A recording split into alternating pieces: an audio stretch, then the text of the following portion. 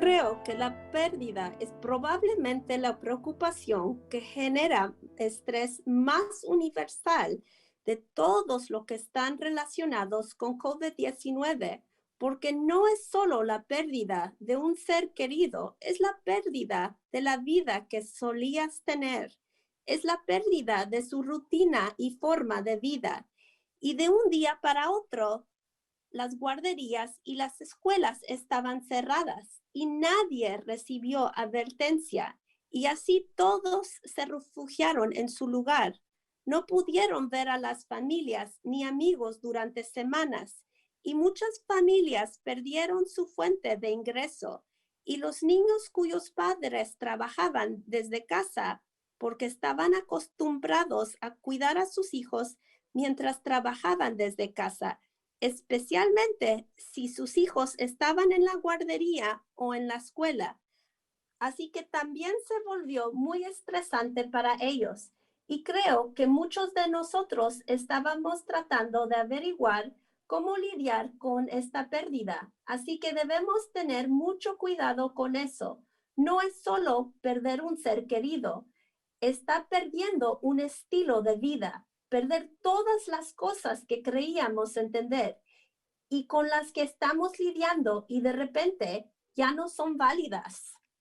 La violencia doméstica es la fuente más común de trauma y estrés tóxico en la vida de los niños y los afecta de muchas formas. Los Centros para el Control y la Prevención de Enfermedades han informado que los hogares donde se produce la violencia entre parejas, en realidad hay entre un 45 y un 60% de probabilidades de que ocurre abuso infantil simultáneamente.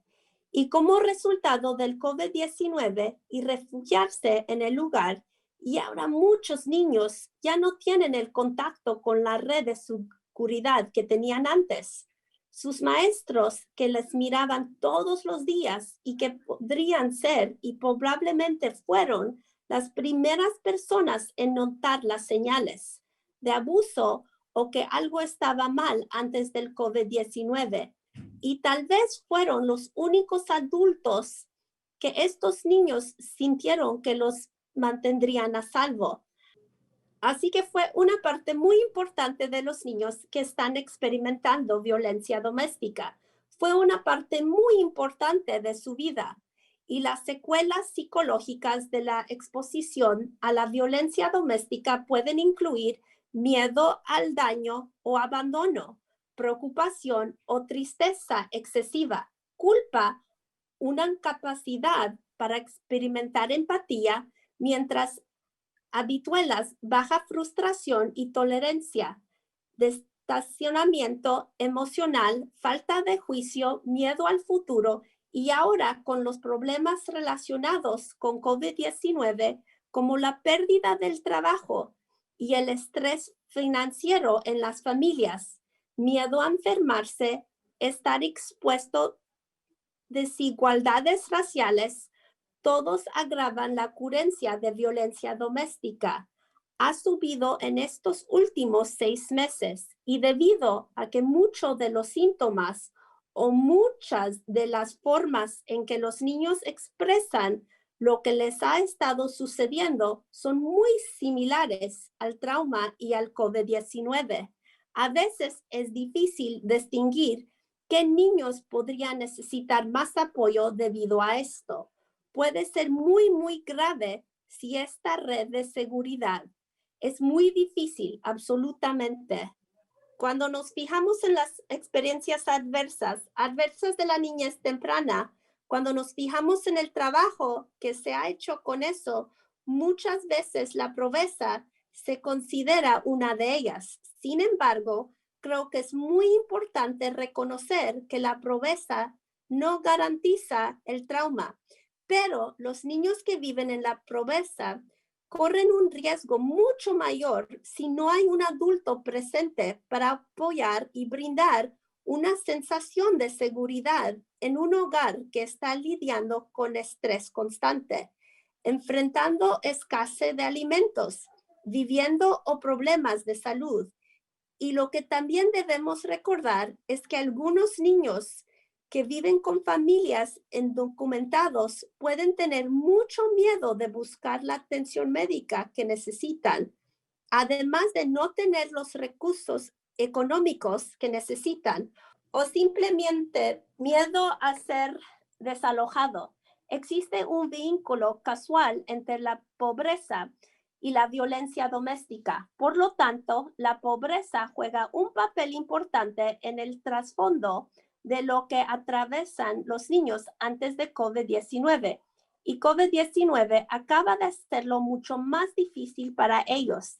Y tenemos que pensar cómo podemos apoyarlos.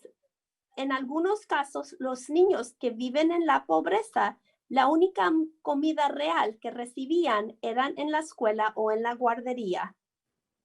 Es extremadamente importante reconocer que el impacto de experimentar un desastre y los cambios de comportamiento que podrían ocurrir o lo difícil que pudo haber sido para el niño podría no aparecer de inmediato. Por lo tanto, busque cambios en el comportamiento incluso meses, a veces incluso años después de un desastre. Y lo que puede hacer cuando los niños han experimentado desastres y están regresando es hablar sobre las cosas positivas. ¿Qué han hecho la gente para apoyarnos mutuamente?